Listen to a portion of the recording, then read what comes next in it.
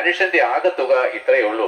ഏത് ഉന്നത ഭാവം കാണിച്ചാലും, എത്രമാത്രം നമ്മളെന്താണ് സമ്പത്ത് നേടിയാലും, ഈ ഭൂമിയിൽ രാജാക്കന്മാരായിട്ട് വാണെന്ന് പറഞ്ഞാലും, സകല ജ്ഞാനവും തികഞ്ഞെന്ന് പറഞ്ഞാലും, മരിച്ചതിന് ശേഷം എങ്ങോട്ടാണ് പോകുന്നതെന്ന് നിനക്ക് മനസ്സിലായിട്ടില്ലെങ്കിൽ, മരിച്ചതിന് ശേഷം നാം എങ്ങോട്ടാണ് പോകുന്നതെന്ന് ഇന്നവരെ ഗ്രഹിക്കാൻ കഴിഞ്ഞിട്ടില്ലെങ്കിൽ നമ്മുടെ ജീവിതം വ്യർത്ഥമാണ്, നമ്മുടെ അറിവുകളും ജ്ഞാനങ്ങളും വ്യർത്ഥമാണ്.